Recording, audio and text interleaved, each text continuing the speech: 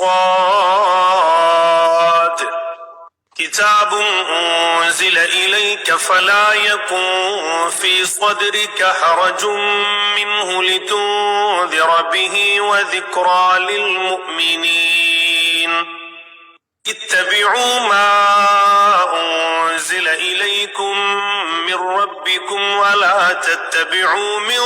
دونه أولياء قليلا ما تذكرون وكم من قرية أهلكناها فجاءها بأسنا بياتا أو هم قائلون فما كان دعواهم إذ جاءهم بأسنا إلا أن قالوا إنا كنا ظالمين فلنسألن الذين أرسل إليهم ولنسألن المرسلين فلنقصن عليهم بعلم وما كنا غائبين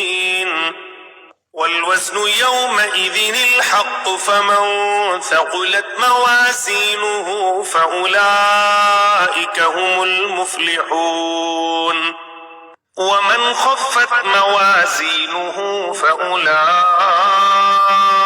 الذين خسروا أنفسهم بما كانوا بآياتنا يظلمون ولقد مكناكم في الأرض وجعلنا لكم فيها معايش قليلا ما تشكرون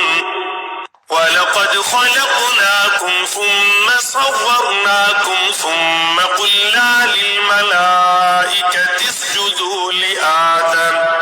لآدم فسجدوا إلا إبليس لم يكن من الساجدين قال ما منعك ألا تسجد إذ أمرتك قال أنا خير منه خلقتني من نار وخلقته من طين قال فاهبط منها فما يكون لك أن تتكبر فيها فاخرج إنك من الصاغرين قال أنظرني إلى يوم يبعثون قال إنك من المنظرين قال فبما أغويتني لأقعدن لهم صراطك المستقيم ثم لآتينهم من بين أيديهم ومن خلفهم وعن أيمانهم وعن شمائلهم ولا تجد أكثرهم شاكرين قال اخرج منها مذءوما مدحورا لمن تبعك منهم لأملأن جهنم منكم أجمعين ويا آدم اسكن أنت وزوجك الجنة فكلا من حيث شئتما ولا تقربا هذه الشجرة فتكونا من الظالمين فوسوس لهما الشيطان ليبدي لهما ما وري عنهما من سوآتهما وقال ما نهاكما ربكما عن هذه الشجرة إلا أن تكونا ملكين أو تكونا من الخالدين وقاسمهما إني لكما لمن الناصحين فدلاهما بغرور فلما ذاقا الشجرة بدت لهما سوآتهما وطفقا يخصفان عليهما من ورق الجنة وناداهما ربهما ألم أنهكما عن تلكما الشجرة وأقل لكما أقل لكما إن الشيطان لكما عدو مبين قالا ربنا ظلمنا أنفسنا وإن لم تغفر لنا وترحمنا لنكونن من الخاسرين قال اهبطوا بعضكم لبعض عدو ولكم في الأرض مستقر ومتاع إلى حين قال فيها تحيون وفيها تموتون ومنها تخرجون يا بني آدم قد أنزلنا عليكم لباسا يواري سوآتكم وريشا ولباس التقوى ذلك خير ذلك من آيات الله لعلهم يذكرون يا بني آدم لا يفتننكم الشيطان كما أخرج أبويكم من الجنة ينزع عنهما لباسهما ليريهما سوآتهما إنه يراكم هو وقبيله من حيث لا ترونهم إنا جعلنا الشياطين أولياء للذين لا يؤمنون وإذا فعلوا فاحشة قالوا وجدنا عليها آباءنا والله أمرنا بها قل إن الله لا يأمر بالفحشاء أتقولون على الله ما لا تعلمون قل أمر ربي بالقسط وأقيموا وجوهكم عند كل مسجد وادعوه مخلصين له الدين كما بدأكم تعودون فريقا هدى وفريقا حق عليهم الضلالة إنهم اتخذوا الشياطين أولياء من دون الله ويحسبون أنهم مهتدون يا بني آدم خذوا زينتكم عند كل مسجد وكلوا واشربوا ولا تسرفوا إنه لا يحب المسرفين قل من حرم زينة الله التي أخرج لعباده والطيبات من الرزق قل هي للذين آمنوا في الحياة الدنيا خالصة يوم القيامة كذلك نفصل الآيات لقوم يعلمون قل إنما حرم ربي الفواحش ما ظهر منها وما بطن والإثم والبغي بغير الحق وأن تشركوا بالله ما لم ينزل به سلطانا وأن تقولوا على الله ما لا تعلمون ولكل أمة أجل فإذا جاء أجلهم لا يستأخرون ساعة ولا يستقدمون يا بني آدم إما يأتينكم رسل منكم يقصون عليكم آياتي فمن اتقى وأصلح فلا خوف عليهم ولا هم يحزنون والذين كذبوا بآياتنا واستكبروا عنها أولئك أصحاب النار هم فيها خالدون فمن أظلم ممن افترى على الله كذبا أو كذب بآياته أولئك ينالهم نصيبهم من الكتاب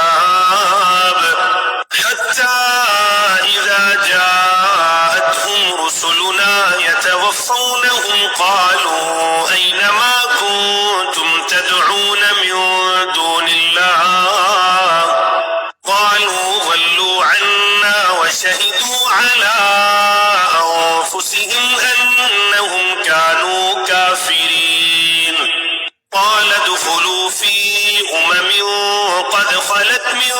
قبلكم من الجن والإنس في النار كلما دخلت أمة لعنت أختها حتى إذا اداركوا فيها جميعا قالت أخراهم لأولاهم ربنا هؤلاء أضلونا فآتهم عذابا ضعفا من النار قال لكل ضعف ولكن لا تعلمون وقالت أولاهم لأخراهم فما كان لكم علينا من فضل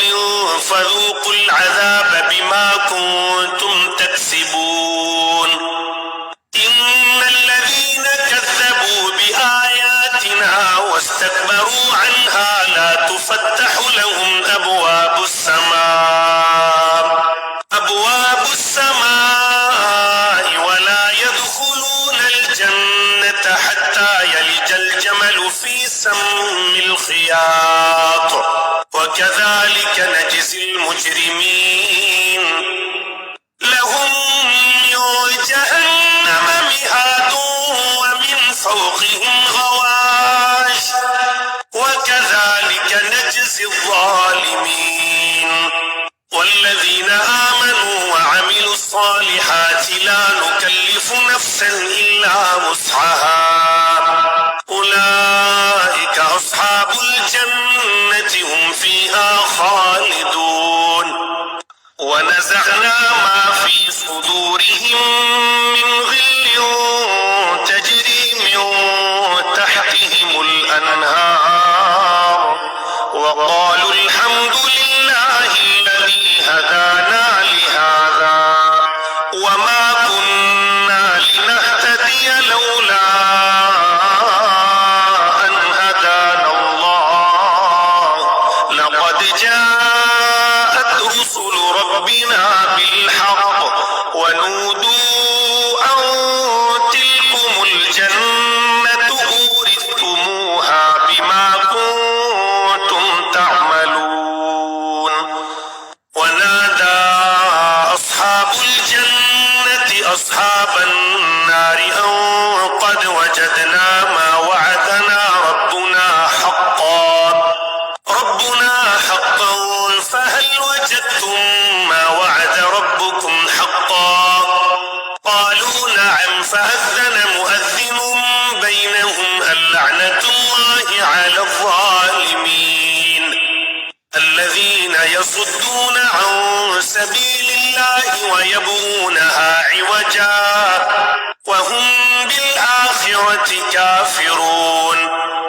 وبينهما حجاب وعلى الأعراف رجال يعرفون كلا بسيماهم ونادوا أصحاب الجنة أن سلام عليكم لم يدخلوها وهم يطمعون وإذا صرفت أبصارهم تلقاء أصحاب النار قالوا ربنا لا تجعلنا مع القوم الظالمين ونادى أصحاب الأعراف رجالا يعرفونهم بسيماهم قالوا ما أغنى عنكم جمعكم وما كنتم تستكبرون أهؤلاء الذين أقسمتم لا ينالهم الله برحمة ادخلوا الجنة لا خوف عليكم ولا أنتم تحزنون ونادى أصحاب النار أصحاب الجنة أن أفيضوا علينا من الماء أو مما رزقكم الله قالوا إن الله حرمهما على الكافرين الذين اتخذوا دينهم لهوا ولعبا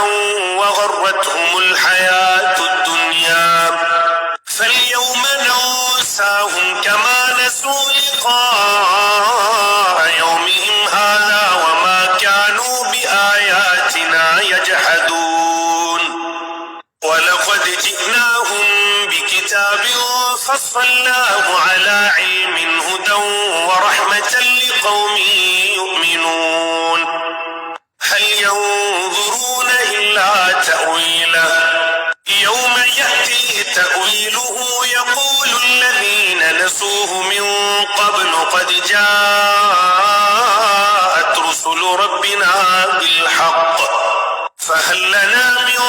شفعاء فيشفعوا لنا أو نرد فنعمل غير الذي كنا نعمل قد خسروا أنفسهم وضل عنهم ما كانوا يفترون إن ربكم الله الذي خلق السماوات والأرض في 6 أيام ثم استوى على العرش يغشي الليل النهار يطلبه حثيثا والشمس والقمر والنجوم مسخرات بأمره ألا له الخلق وله الأمر تبارك الله رب العالمين ادعوا ربكم تضرعا وخفية إنه لا يحب المعتدين ولا تفسدوا في الأرض بعد إصلاحها وادعوه خوفا وطمعا إن رحمة الله قريب من المحسنين وهو الذي يرسل الرياح بشرا بين يدي رحمته حتى إذا أقلت سحابا ثقالا سقناه لبلد ميت فأنزلنا به الماء فأخرجنا به من كل الثمرات كذلك نخرج الموتى لعلكم تذكرون والبلد الطيب يخرج نباته بإذن ربه والذي خبث لا يخرج إلا نكدا كذلك نصرف الآيات لقوم يشكرون لقد أرسلنا نوحا إلى قومه فقال يا قوم اعبدوا الله ما لكم من إله غيره إني أخاف عليكم عذاب يوم عظيم قال الملأ من قومه إنا لنراك في ضلال مبين قال يا قوم ليس بي ضلالة ولكني رسول من رب العالمين أبلغكم رسالات ربي وأنصح لكم وأعلم من الله ما لا تعلمون أوعجبتم أن جاءكم ذكر من ربكم على رجل منكم لينذركم ولتتقوا ولعلكم ترحمون فكذبوه فأنجيناه والذين معه في الفلك وأغرقنا الذين كذبوا بآياتنا إنهم كانوا قوما عمين وإلى عاد أخاهم هودا قال يا قوم اعبدوا الله ما لكم من إله غيره أفلا تتقون قال الملأ الذين كفروا من قومه إنا لنراك في سفاهة وإنا لنظنك من الكاذبين قال يا قوم ليس بي سفاهة ولكني رسول من رب العالمين أبلغكم رسالات ربي وأنا لكم ناصح أمين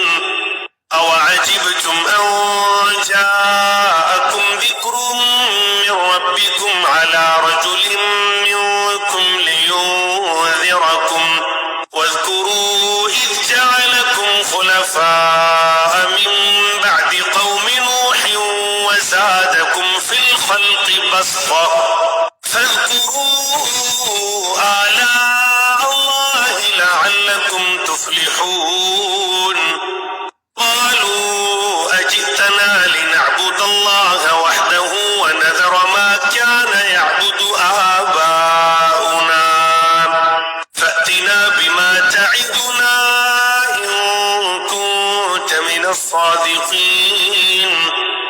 قال قد وقع عليكم من ربكم رجس وغضب أتجادلونني في أسماء سميتموها أنتم وآباؤكم ما نزل الله بها من سلطان فانتظروا إني معكم من المنتظرين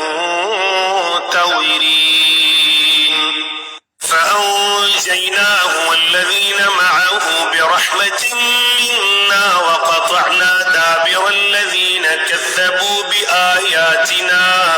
كذبوا بآياتنا وما كانوا مؤمنين وإلى ثمود أخاهم صالحا قال يا قوم اعبدوا الله ما لكم من إله غيره قد جاءتكم بينة من ربكم هذه ناقة الله لكم آية فذروها تأكل في أرض الله ولا تمسوها بسوء فيأخذكم عذاب أليم واذكروا إذ جعلكم خلفاء من بعد عاد وبوأكم في الأرض تتخذون من سهولها قصورا وتنحتون الجبال بيوتا فاذكروا آلاء الله ولا تعثوا في الأرض مفسدين قال الملأ الذين استكبروا من قومه للذين استضعفوا لمن آمن منهم أتعلمون أن صالحا مرسل من ربه قالوا إنا بما أرسل به مؤمنون قال الذين استكبروا إنا بالذي آمنتم به كافرون فعقروا الناقة وعتوا عن أمر ربهم وقالوا يا صالح ائتنا بما تعدنا إن كنت من المرسلين فأخذتهم الرجفة فأصبحوا في دارهم جاثمين فتولى عنهم وقال يا قوم لقد أبلغتكم رسالة ربي ونصحت لكم ولكن لا تحبون الناصحين ولوطا إذ قال لقومه أتأتون الفاحشة ما سبقكم بها من أحد من العالمين إنكم لتأتون الرجال شهوة من دون النساء بل أنتم قوم مسرفون وما كان جواب قومه إلا أن قالوا أخرجوهم من قريتكم إنهم أناس يتطهرون فأنجيناه وأهله إلا امرأته كانت من الغابرين وأمطرنا عليهم مطرا فانظر كيف كان عاقبة المجرمين وإلى مدين أخاهم شعيبا قال يا قوم اعبدوا الله ما لكم من إله غيره قد جاءتكم بينة من ربكم فأوفوا الكيل والميزان ولا تبخسوا الناس أشياءهم ولا تفسدوا في الأرض بعد إصلاحها ذلكم خير لكم إن كنتم مؤمنين ولا تقعدوا بكل صراط توعدون وتصدون عن سبيل الله من آمن به وتبغون تبغونها عوجا واذكروا إذ كنتم قليلا فكثركم وانظروا كيف كان عاقبة المفسدين وإن كان طائفة منكم آمنوا بالذي أرسلت به وطائفة لم يؤمنوا فاصبروا حتى يحكم الله بيننا وهو خير الحاكمين. قال الملأ الذين استكبروا من قومه لنخرجنك يا شعيب والذين آمنوا معك من قريتنا أو لتعودن في ملتنا قال أولو كنا كارهين قد افترينا على الله كذبا إن عدنا في ملتكم بعد إذ نجانا الله منها وما يكون لنا أن نعود فيها إلا أن يشاء الله ربنا وسع ربنا كل شيء علما على الله توكلنا ربنا افتح بيننا وبين قومنا بالحق وأنت خير الفاتحين. وقال الملأ الذين كفروا من قومه لئن اتبعتم شعيبا إنكم إذا لخاسرون فأخذتهم الرجفة فأصبحوا في دارهم جاثمين. الذين كذبوا شعيبا كأن لم يغنوا فيها الذين كذبوا شعيبا كانوا هم الخاسرين. فتولى عنهم وقال يا قوم لقد أبلغتكم رسالات ربي ونصحت لكم فكيف آسى على قوم كافرين. وما أرسلنا في قرية من نبي إلا أخذنا أهلها بالبأساء والضراء لعلهم يضرعون ثم بدلنا مكان السيئة الحسنة حتى عفوا وقالوا قد مس آباءنا الضراء والسراء فأخذناهم بغتة وهم لا يشعرون. ولو أن أهل القرى آمنوا واتقوا لفتحنا عليهم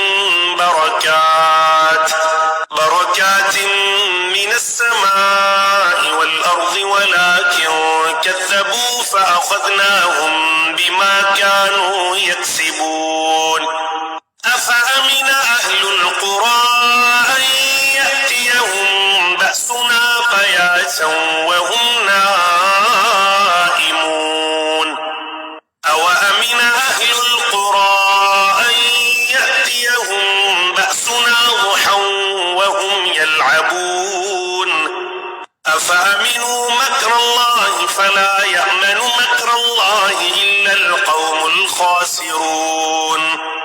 أولم يهد للذين يرثون الأرض من بعد أهلها أن لو نشاء أصبناهم بذنوبهم ونطبع على قلوبهم فهم لا يسمعون.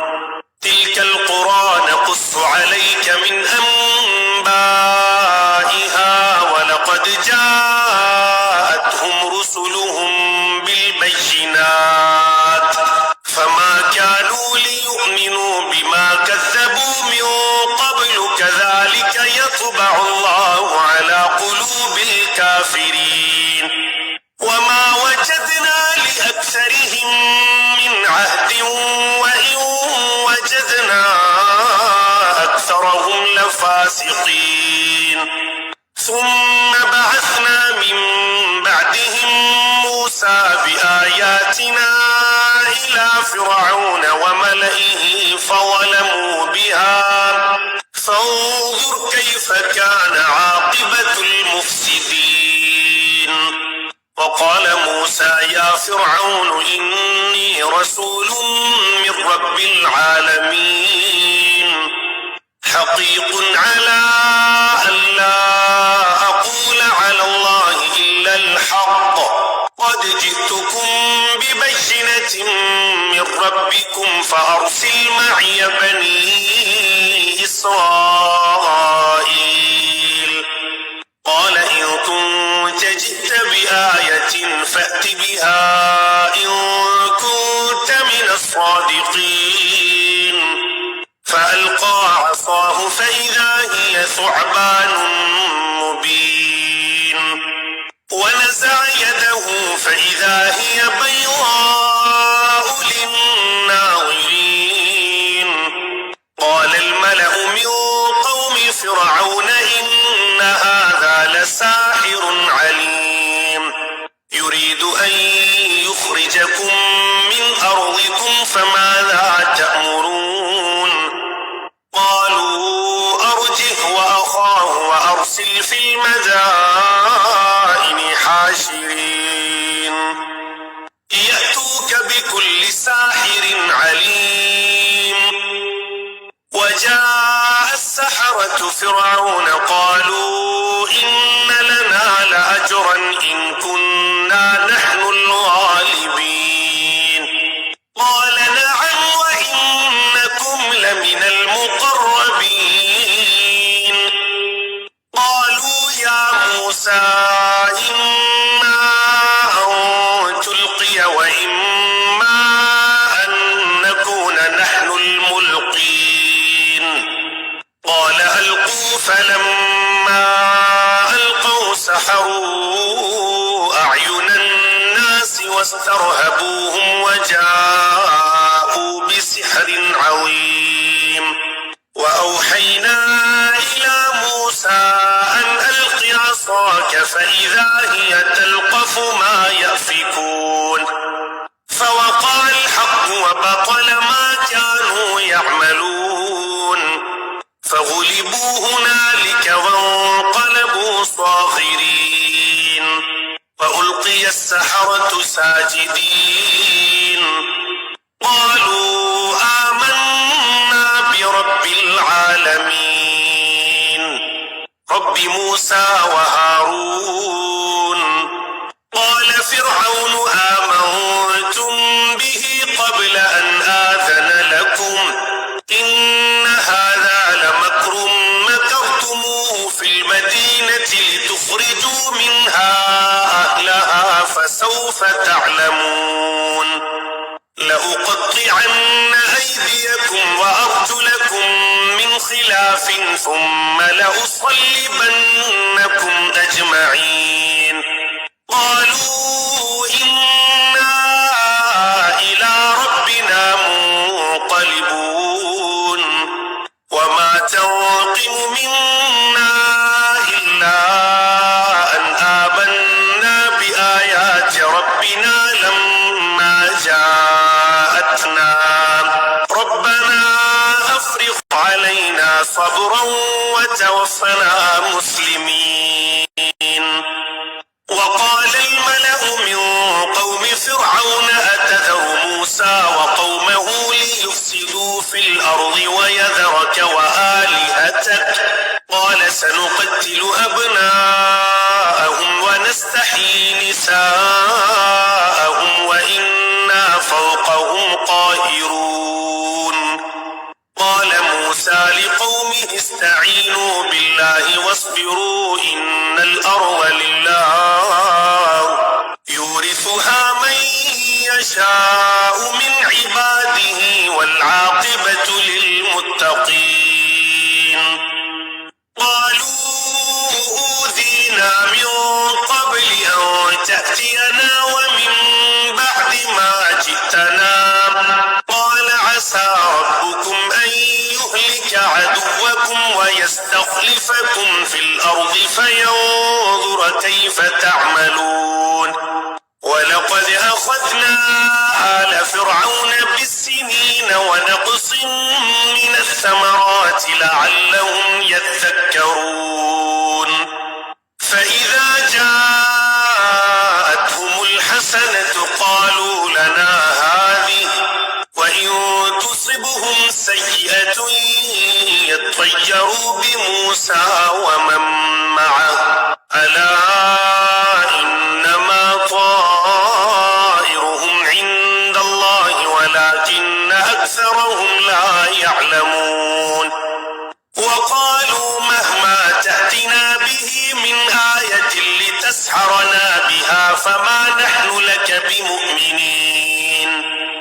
فأرسلنا عليهم الطوفان والجراد والقمل والضفادع والدم آيات مفصلات فاستكبروا وكانوا قوما مجرمين ولما وقع عليهم الرجس قالوا يا موسى ادع لنا ربك بما عهد عندك لئن كشفت عنا الرجس لنؤمنن لك ولنرسلن معك بني إسرائيل فلما كشفنا عنهم الرجس إلى أجل هم بالغوه إذا هم ينكثون فانتقمنا منهم فأغرقناهم في اليم بأنهم كذبوا بآياتنا وكانوا عنها غافلين وأورثنا القوم الذين كانوا يستضعفون مشارق الأرض ومغاربها التي باركنا فيها وتمت كلمة ربك الحسنى على بني إسرائيل بما صبروا ودمرنا ما كان يصنع فرعون وقومه وما كانوا يعرشون وجاوزنا ببني إسرائيل البحر فأتوا على قوم يعكفون على أصنام لهم قالوا يا موسى اجعل لنا إلها كما لهم آلهة قال إنكم قوم تجهلون إن هؤلاء متبر ما هم فيه وباطل ما كانوا يعملون قال أغير الله أبغيكم إلها وهو فضلكم على العالمين وإذ أنجيناكم من آل فرعون يسومونكم سوء العذاب يقتلون أبناءكم ويستحيون نساءكم وفي ذلكم بلاء من ربكم عظيم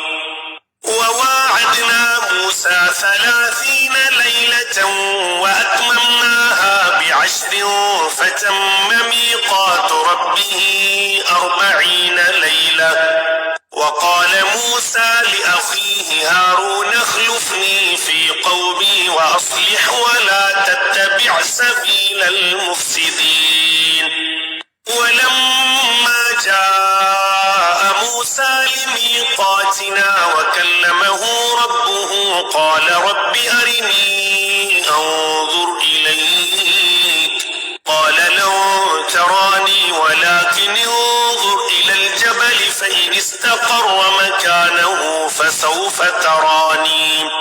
فلما تجلى ربه للجبل جعله دكا وخر موسى صعقا فلما أفاق قال سبحانك تبت إليك وأنا أول المؤمنين قال يا موسى إني اصطفيتك على الناس برسالاتي وبكلامي فخذ ما آتيتك وكن من الشاكرين وكتبنا له في الألواح من كل شيء موعظة وتفصيلا لكل شيء فخذها بقوة وأمر قومك يأخذوا بأحسنها سأريكم دار الفاسقين سأصرف عن آياتي الذين يتكبرون في الأرض بغير الحق وإن يروا كل آية لا يؤمنوا بها وإن يروا سبيل الرشد لا يتخذوه سبيلا وإن يروا سبيل الغي يتخذوه سبيلا ذلك بأنهم كذبوا بآياتنا وكانوا عنها غافلين والذين كذبوا بآياتنا ولقاء الآخرة حبطت أعمالهم هل يجزون إلا ما كانوا يعملون واتخذ قوم موسى من بعده من حليهم عجلا جسدا له خوار ألم يروا أنه لا يكلمهم ولا يهديهم سبيلا اتخذوه وكانوا ظالمين ولما سقط في أيديهم ورأوا أنهم قد ضلوا قالوا لئن لم يرحمنا ربنا ويغفر لنا لنكونن من الخاسرين ولما رجع موسى إلى قومه غضبان أسفا قال بئس ما خلفتموني من بعدي أعجلتم أمر ربكم وألقى الألواح وأخذ برأس أخيه يجره إليه قال ابن أم إن القوم استضعفوني وكادوا يقتلونني فلا تسمت بي الأعداء ولا تجعلني مع القوم الظالمين قال رب اغفر لي ولأخي وأدخلنا في رحمتك وأنت أرحم الراحمين إن الذين اتخذوا العجل سينالهم غضب من ربهم وذلة في الحياة الدنيا وكذلك نجزي المفترين والذين عملوا السيئات ثم تابوا من بعدها وآمنوا إن ربك من بعدها لغفور رحيم ولما سكت عن موسى الغضب أخذ الألواح وفي نسختها هدى ورحمة للذين هم لربهم يرهبون واختار موسى قومه 70 رجلا لميقاتنا فلما أخذتهم الرجفة قال رب لو شئت أهلكتهم من قبل وإياي أتهلكنا بما فعل السفهاء منا إن هي إلا فتنتك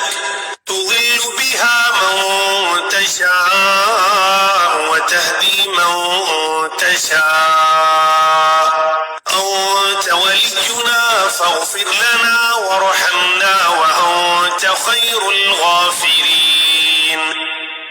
واكتب لنا في هذه الدنيا حسنة وفي الآخرة إنا هدنا إليك قال عذابي أصيب به من أشاء ورحمتي وسعت كل شيء فسأكتبها للذين يتقون ويؤتون الزكاة والذين هم بآياتنا يؤمنون الذين يتبعون الرسول النبي الأمي الذي يجدونه مكتوبا عندهم في التوراة والإنجيل يأمرهم بالمعروف وينهاهم عن المنكر ويحل لهم الطيبات ويحرم عليهم الخبائث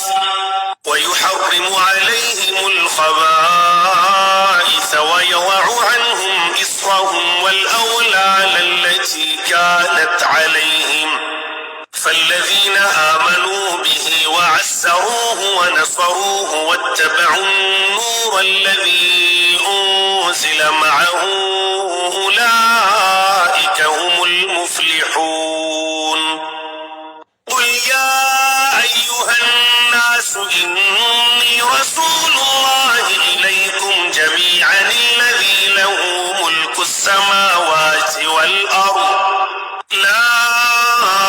إله إلا هو يحيي ويميت فآمنوا بالله ورسوله النبي الأمي الذي يؤمن بالله وكلماته واتبعوه لعلكم تهتدون. ومن قوم موسى أمة يهدون بالحق وبه يعدلون. وقطعناهم 12 أسباطا أمما وأوحينا إلى موسى إذ استسقاه قومه أن اضرب بعصاك الحجر فانبجست منه 12 عينا قد علم كل أناس مشربهم وظللنا عليهم الغمام وأنزلنا عليهم المن والسلوى كلوا من طيبات ما رزقناكم وما ظلمونا ولكن كانوا أنفسهم يظلمون. وإذ قيل لهم اسكنوا هذه القرية وكلوا منها حيث شئتم وقولوا حطة وادخلوا الباب سجدا نغفر لكم خطيئاتكم سنزيد المحسنين. فبدل الذين ظلموا منهم قولا غير الذي قيل لهم فأرسلنا عليهم رجزا من السماء بما كانوا يظلمون. واسألهم عن القرية التي كانت حاضرة البحر إذ يعدون في السبت إذ تأتيهم حيتانهم يوم سبتهم شرعا ويوم لا يسبتون لا تأتيهم كذلك نبلوهم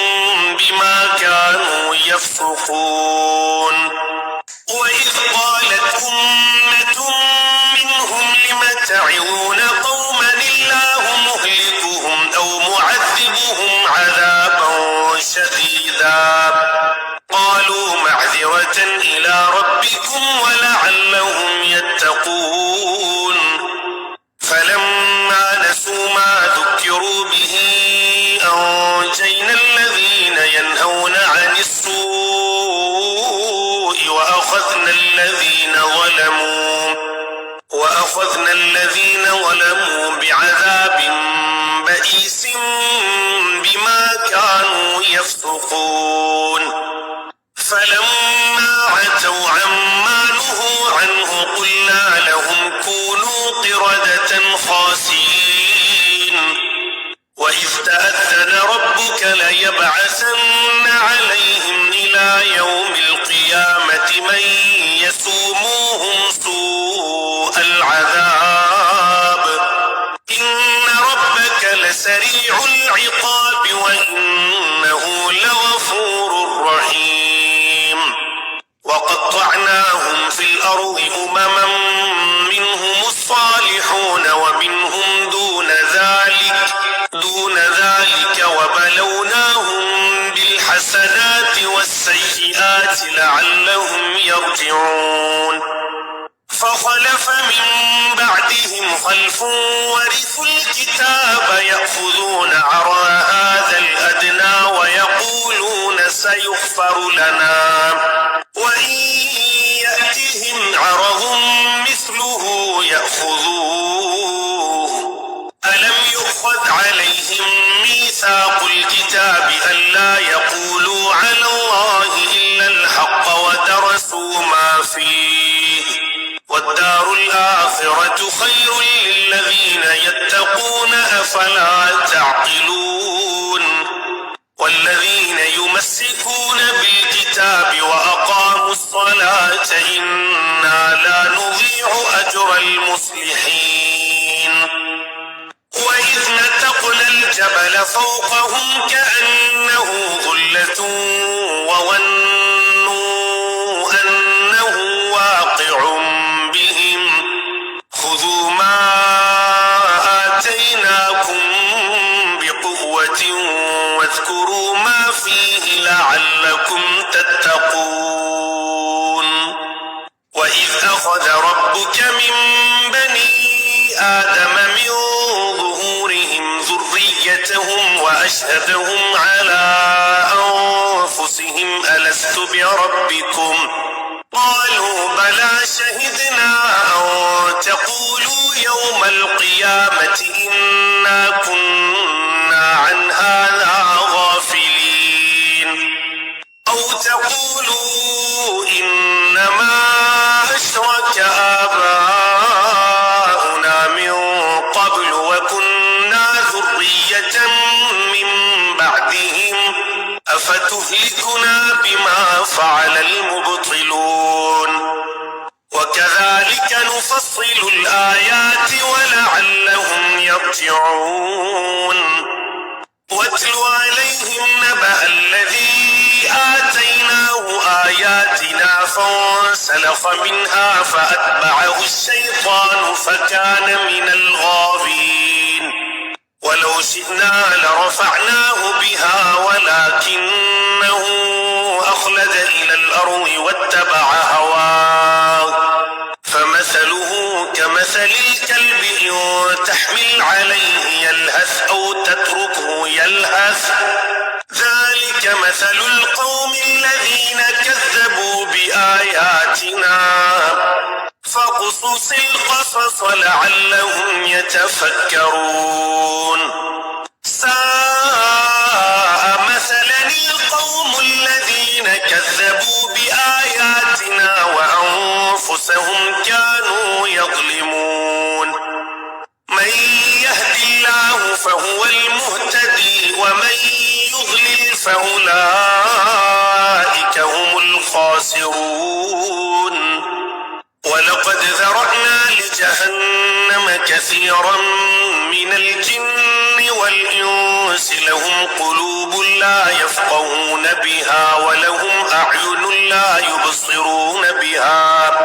ولهم آذان لا يسمعون بها أولئك كالأنعام بل هم أضل أولئك هم الغافلون ولله الأسماء الحسنى فادعوه بها وذروا الذين يلحدون في أسمائه سيجزون ما كانوا يعملون وممن خلقنا أمة يهدون بالحق وبه يعدلون والذين كذبوا بآياتنا سنستدرجهم من حيث لا يعلمون وأملي لهم إن كيدي متين أولم يتفكروا ما بصاحبهم من جنة إن هو إلا نذير مبين أولم ينظروا في ملكوت السماوات والأرض وما خلق الله من شيء وأن عسى أن يكون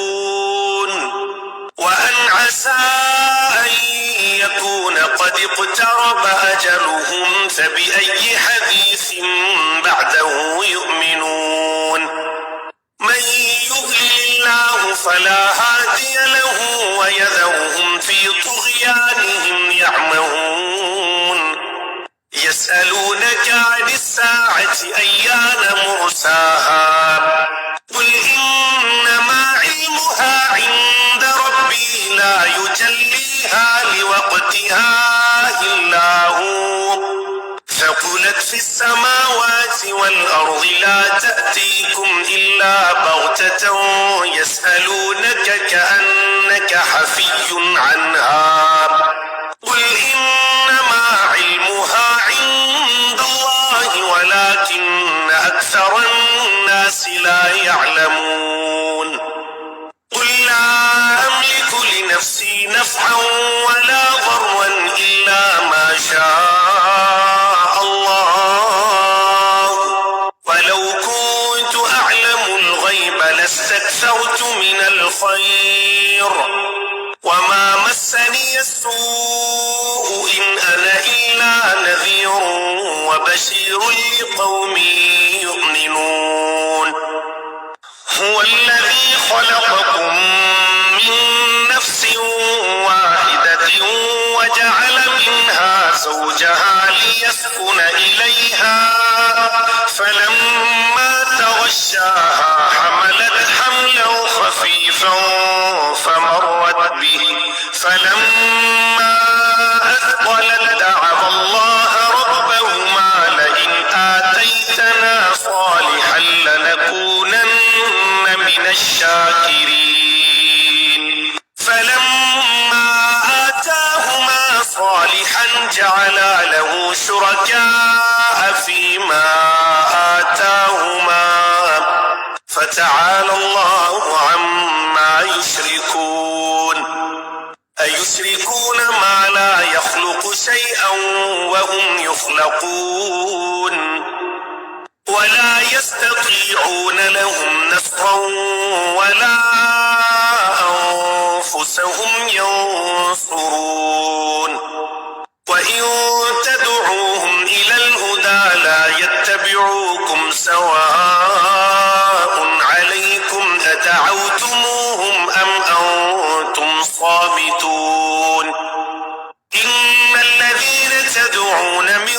دون الله عباد أمثالكم فادعوهم فليستجيبوا لكم إن كنتم صادقين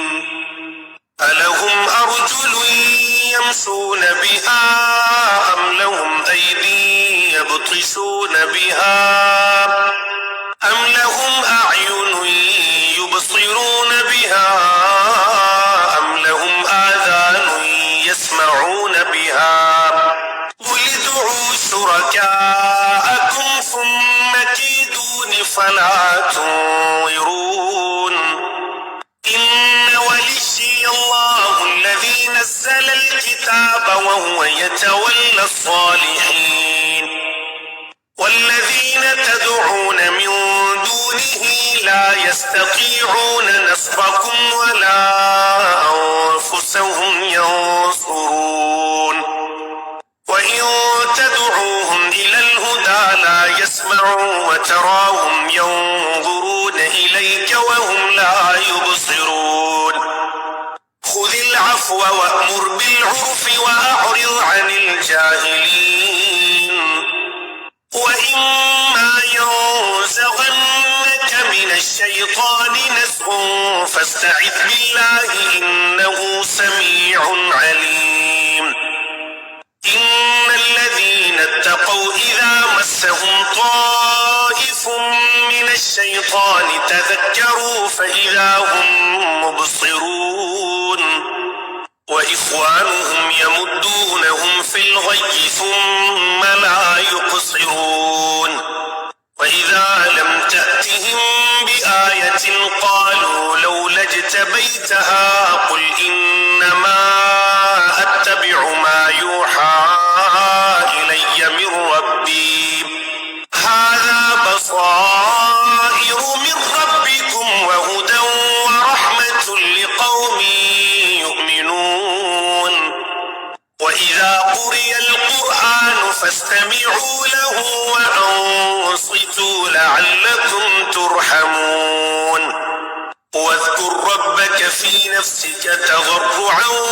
وخيفة ودون الجهر من القول بالغدو والآصال ولا تكن من الغافلين إن الذين عند ربك لا يستكبرون عن عبادته ويسبحونه وله يسجدون